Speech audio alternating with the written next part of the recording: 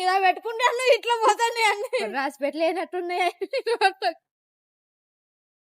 Hi అండి, నేను పావని. ఈరోజు మేము ఒక స్మాల్ ప్లాన్ చేసాం. ఇంట్లో వంట చేసుకుని డైరెక్ట్గా బీచ్కి వెళ్ళాలని. చాలా రోజులైంది ఇలా ఫ్యామిలీతో బయటికి వెళ్ళడం. సో చాలా ఎగ్జైటెడ్గా ఉన్నాం.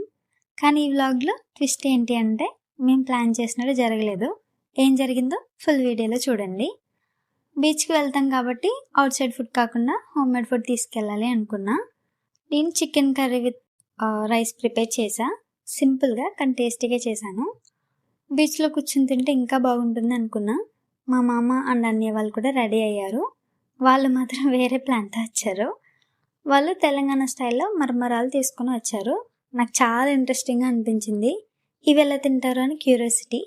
అన్నీ ప్యాక్ చేసి వాటర్ బాటిల్స్, ప్లేట్స్, స్నాక్స్ అన్నీ రెడీ చేసి ఫైనల్లీ బయలుదేరాం. బీచ్కి వెళ్తుంటే రోడ్ జర్నీ కూడా చాలా బాగుంది. లైట్గా మ్యూజిక్ పెట్టి మాట్లాడుకుంటూ వెళ్ళాం. ఆల్రెడీ ఎగ్జైట్మెంట్ పీక్స్లో ఉందన్నమాట.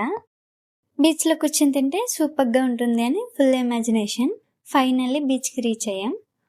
కానీ అక్కడ సీన్ చూస్తే కొంచెం షాక్ అయ్యాము. మాలాంటి చాలా ఫ్యామిలీస్ ఆల్రెడీ అక్కడికి వచ్చారు. ఫుల్ క్రౌడ్ ఉంది. కానీ అట్మాస్ఫియర్ మాత్రం చాలా డిఫరెంట్గా ఉంది. స్ట్రాంగ్గా గాలి వస్తుంది అనమాట. చలి కూడా ఎక్కువగా ఉంది. ఫస్ట్లో పర్లేదు అడ్జస్ట్ అవుదాం అనుకున్నాం. కానీ కూర్చొని ఉండడం కూడా కష్టమైపోయింది. ఎనీవే మేము తెచ్చుకున్న ఫుడ్ అయితే ఓపెన్ చేసాం. నేను ప్రిపేర్ చేసిన chicken curry and rice start చేసాం. కానీ హైలైట్ ఏంటి అంటే మా మామ వాళ్ళ స్టైలు, అదే తెలంగాణ స్టైలు. వాళ్ళు మరమరాలు ప్లస్ చికెన్ కర్రీ మిక్స్ చేసి తింటున్నారు. ఫస్ట్ చూస్తే కొంచెం ఫన్నీగా అనిపించింది, కానీ నేను కూడా ట్రై చేశా. హానెస్ట్లీ చెప్పాలి అంటే టేస్ట్ చాలా బాగుంది. క్రంచీ ప్లస్ స్పైసీ కాంబోతో సూపర్గా ఉంది. ఇలా పెట్టుకుంటే అన్నీ ఇట్లా పోతాయి అన్ని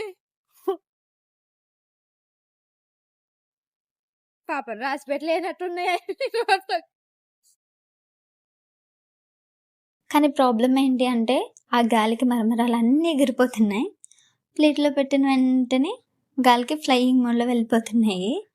మేము నవ్వుకుంటూ తింటూ కంట్రోల్ చేయడానికి చాలా ట్రై చేసాం. అదే ఒక ఫన్నీ మూమెంట్ అయ్యింది.